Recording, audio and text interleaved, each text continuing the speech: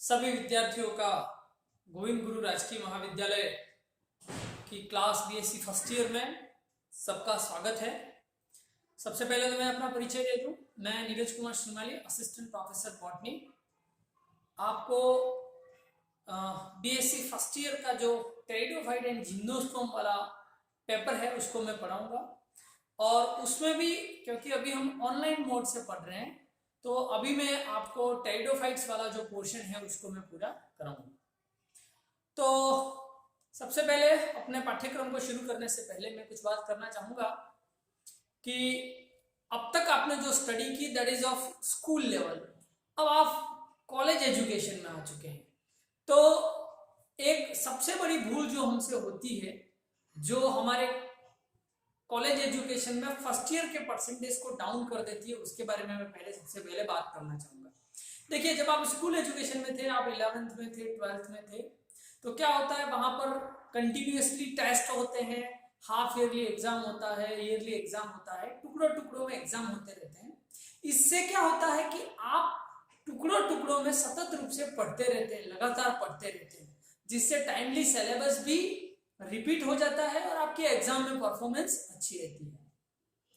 College education में क्या है कि आपको एनुअली एग्जाम देना है, फाइनल एग्जाम देना है, वो भी एक बार देना है। तो बीच में क्योंकि कोई एग्जाम नहीं होती, इसलिए होता क्या है कि आप टाइमली पढ़ते नहीं है, रिपीट नहीं करते और एग्जाम के दिन में सारा सब कुछ एक साथ लेके बैठ जाते हैं। इससे न तो आपका सिलेबस पूरा हो पाता है और उल्टा आपका कॉन्फिडेंस लेवल और बिलो चला जाता है। और इससे होता यह है कि जो बच्चे 12th में एबो 80%, एबो 70% से भी अंक ज्यादा लाते हैं, उनके फर्स्ट ईयर में परसेंटेज जो लेवल है वो लो हो जाता है। तो सबसे पहली सावधानी ये कि आप अपने हिसाब से माइंडसेट करें कि मैं इतने महीने में इतनी यूनिट कर दूंगा, इस पेपर की इतनी यूनिट कर दूंगा। आप इस तरह से एक सेल्फ गाइडेड पॉलिसी बनाकर चले, अदरवाइज आप पिछड़ जाएंगे। दूसरी जो सबसे महत्वपूर्ण बात मैं कहना चाहूंगा वो ये है कि 12th लेवल तक जो आपका सिलेबस था वो बहुत छोटा था। आप बायोलॉजी पढ़ते थे जिसमें जूलॉजी भी थी और बॉटनी भी थी। अब आपको इन डेप्थ डिटेल में जूलॉजी पढ़नी है, बॉटनी पढ़नी है और केमिस्ट्री पढ़नी है। और उसमें से भी आपके जूलॉजी के 3 पेपर होंगे, बॉटनी के 3 पेपर होंगे, केमिस्ट्री के 3 पेपर होंगे। तो सिलेबस जो है आपका बहुत वाइड हो जाएगा। तो आपको इसके लिए भी प्रिपेयर रहना कि हम कोई छोटा अंश नहीं पढ़ रहे हैं, हम डिटेल में पढ़ रहे हैं। इसीलिए आपको मेहनत भी सेकेंडरी एजुकेशन या हायर एजुकेशन क्लासों से आपको अपनी सीटिंग बढ़ानी पड़ेगी। तीसरी बात कि हमारे जो फर्स्ट ईयर का कोर्स है उसको कहते हैं ट्रेडिशनल बॉटनी।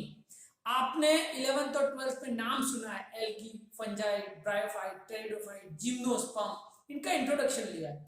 अब फर्स्ट ईयर का पूरा सिलेबस इन्हीं चीजों का डिटेल और डेप्थ में है। Algae, fungi, bryophyte, pteridophyte, gymnosperm ये क्या होते हैं, इनके सामान्य लक्षण क्या होते हैं, इनकी लाइफ साइकिल क्या होती है, रिप्रोडक्टिव स्ट्रक्चर क्या होती है, कौन से जेनेरा है जो हमारे आसपास पाए जाते हैं और इनको हमें डिटेल में पढ़ना है, ये सारी चीजें होती हैं। तो आपको इसके लिए तैयार रहना है। एक और बात मैं जोड़ना चाहूंगा, स्कूल एजुकेशन में कभी भी आप वैसे जो इंग्लिश मीडियम के हैं उनके दिक्कत नहीं है, लेकिन हिंदी मीडियम वालों के लिए विशेष कि आपके हिंदी मीडियम की पुस्तकें थी, उसमें कोई टेक्निकल टर्म अंग्रेजी में भी दे रखा था, लेकिन आप उस पर ध्यान नहीं देते थे। आप ऐसा न करें, एटलीस्ट बीएससी में, क्योंकि साइंस की अगर आप हायर लेवल की स्टडी करते हैं या अच्छी बुक्स तलाशें तो आपको सारा स्टडी मटेरियल इंग्लिश में मिलेगा, सारे टेक्निकल टर्म इंग्लिश में मिलेंगे। इवन जो आप ऑनलाइन क्लासेस आजकल देखते हैं, यूट्यूब वगैरह, जो भी, आपको इंग्लिश में अच्छा मटेरियल मिलेगा, इंग्लिश बुक्स ज्यादा मिलेंगी स्टैंडर्ड लेवल की। तो आप अभी से आदत बनाएं, कोई भी शब्द जो आप हिंदी में पढ़ते हैं उसको अंग्रेजी में क्या कहते हैं वो जरूर आप देख लेवें, ठीक है। तो हम शुरुआत करते हैं। हमें जो पढ़ना है दैट इज टेरिडोफाइट, लेकिन आज हम टेरिडोफाइट के बारे में नहीं पढ़ेंगे। आज हम एक बार जानेंगे कि ये प्लांट के जो अलग अलग वर्ग है, algae, fungi, bryophyte, pteridophyte, gymnosperm, ये क्या है, बेसिकली क्या है, आपके आसपास चारों और हैं तो भी आप पहचान नहीं पाओगे, या 12वीं में आपने केवल रट लिया, कंसेप्ट नहीं हुआ कि ये क्या है। तो पहले हम इंट्रोडक्शन ले लेते हैं सबका, फिर हमारा पर्टिकुलर पेपर स्टार्ट करेंगे, दैट इज टेरिडोफाइट। चलिए, तो हमने बहुत सुन रखा है कि जो पादप का वर्गीकरण है, शुरू में आइकलर नाम के साइंटिस्ट आए थे, उन्होंने इस तरह से वर्गीकरण दिया था कि प्लांट किंगडम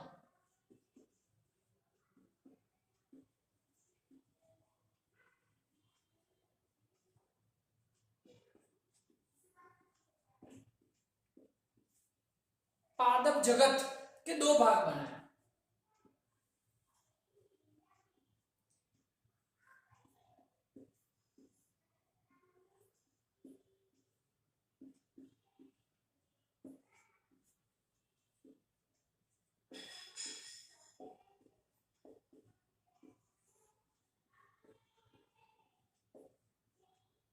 चलिए, जितने भी प्लांट हैं उनको हम दो भागों में बांट सकते हैं, दैट इज क्रिप्टोगेमी, फेनेरोगेमी। अब ये है क्या, उसके बारे में जान लेते हैं। क्रिप्टोगेमी वो प्लांट होते हैं जिनमें स्पष्ट जननांग नहीं होते, विजिबल कोई जैसे पुष्प जैसा कोई जननांग या ऐसा कोई बड़ा जनन अंग नहीं होता। जनन रचनाएं इतनी छोटी होती है कि हम उनको स्पष्ट देख नहीं सकते, छुपी हुई होती है, और फ्लावर जैसी या कोई सुविकसित जनन संरचनाएं नहीं होती। और फेनेरोगम्स वो होते हैं जिसमें सुस्पष्ट जनन संरचनाएं होती हैं, हम उनको स्पष्ट बाहरी रूप से देख सकते हैं। तो ये दो अंतर हो गए, क्रिप्टोगेमी एंड फेनेरोगेमी। एक तो अभी कॉलेज में कुछ एग्जाम चल रहे हैं कांस्टेबल वगैरह के, सिटिंग प्लान की हुई है, सारे रूम एंगेज है, इसलिए मैं घर से क्लास ले रहा हूँ। बाकी जो हमारी क्लासेस होगी वो कॉलेज के बोर्ड से ही होंगी, चौक टीचिंग से होंगी, तो आपको और ज्यादा विजिबिलिटी दिखाई देगी। यहाँ पर आपको थोड़ा सा अंधेरा, ब्लर या कभी फोकस ब्लर होता हुआ दिखाई देगा, लेकिन आगे वो समस्या नहीं आएगी। चलिए, क्रिप्टोगेम। क्रिप्टोगेम इनकी जनन संरचनाएं छुपी हुई होती हैं, सूक्ष्म होती हैं, दिखाई नहीं देती। इनको तीन भागों में बांटा गया है।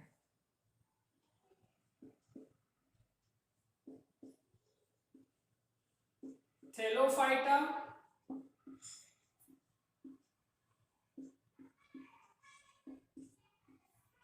ब्रायोफाइटा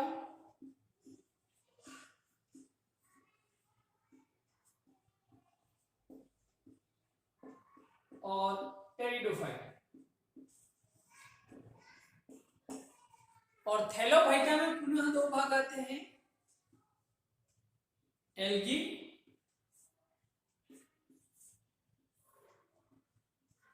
और फंजाई।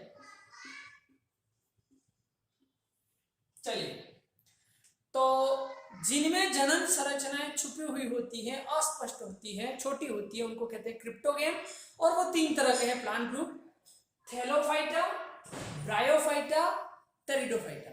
थैलोफाइटा में कौन आते हैं, एल्गी और फंजाई। एल्गी मतलब शैवाल, फंजाई मतलब कवक। अब देखिए, इनमें जो जनन संरचनाएं होती हैं, इनमें जनन बीजाणुओं के द्वारा होता है।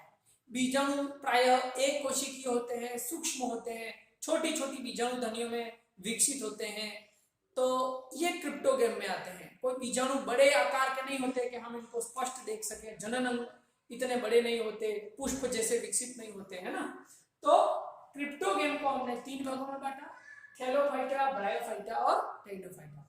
अब यहां पर एक इंपॉर्टेंट बात वो ये कि हम अगर ये तीनों क्रिप्टोगेम है तो हम थैलोफाइटा को ब्रायोफाइटा और टेरिडोफाइटा से अलग क्यों करते हैं, उस पर ध्यान देना। थैलोफाइटा का मतलब होता है, इनको हिंदी में कहते हैं सुकायक, थैलोफाइट्स।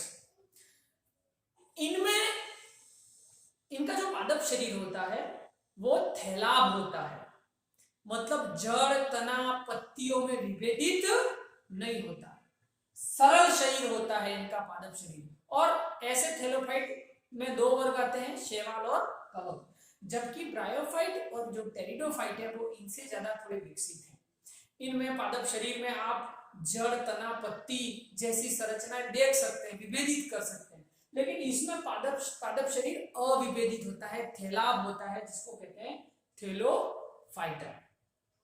ठीक है, देन आप क्या आता है ब्रायोफाइटा और टेरिडोफाइटा, ये क्या है हम डिटेल में देखेंगे। चलिए अब हम बात करते हैं फेनेरोगेम्स।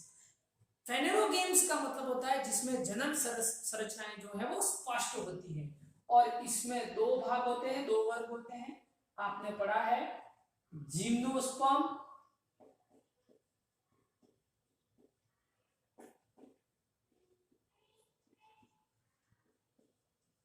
और दूसरा है एंजियोस्पर्म।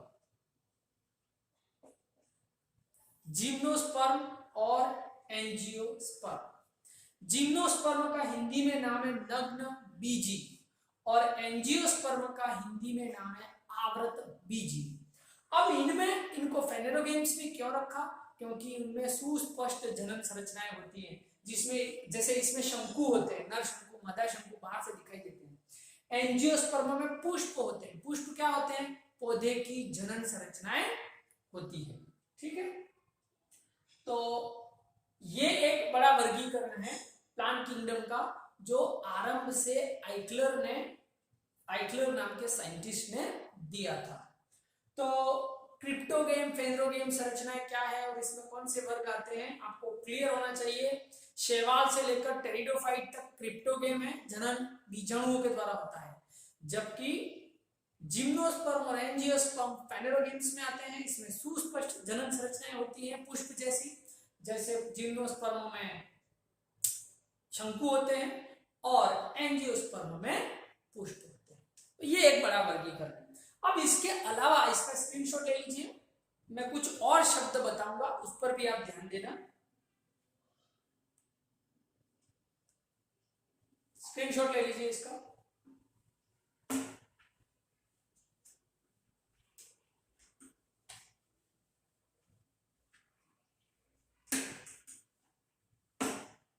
चलिए मैं यहां पर लिख रहा हूं, सारे ग्रुप से एक बार लिख रहा हूं, फिर चर्चा करते हैं। देखिए पहला है एल्गी, है ना, जिसको हम कहते हैं शैवाल। दूसरा है फंजाई, कवक।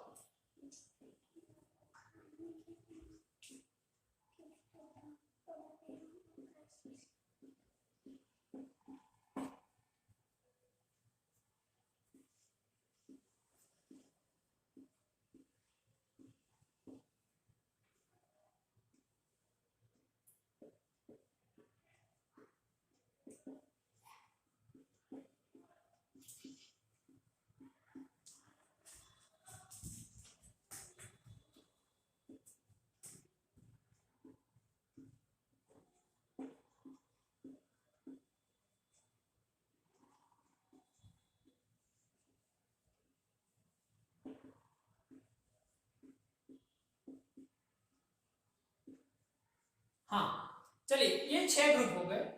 एल्गी मतलब शैवाल, फंजाई मतलब कवक, ब्रायोफाइटा इसमें आते हैं उभयचर पादप जो जल और स्थल दोनों में रहते हैं।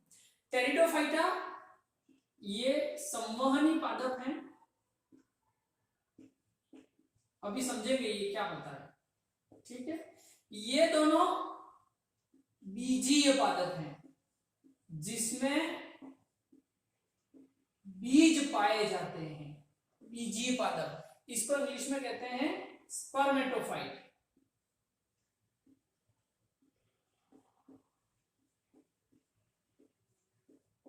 बीजीय, लेकिन जिम्नोस्पर्म जो है वो नग्न बीजी है, बीज फल के अंदर बंद नहीं होते, और एंजियोस्पर्म जो है वो आवृत बीजी है, बीज फल के अंदर बंद होते हैं। अब वापस रिपीट कर रहा हूं, एल्गी हरे होते हैं, स्वपोषी होते हैं, प्रकाश संश्लेषण से अपना भोजन स्वयं करते हैं। शैवाल जो अक्सर आपने देखा होगा पानी में पाए जाते हैं, या बारिश के दिनों में आप तालाबों में या दीवारों पर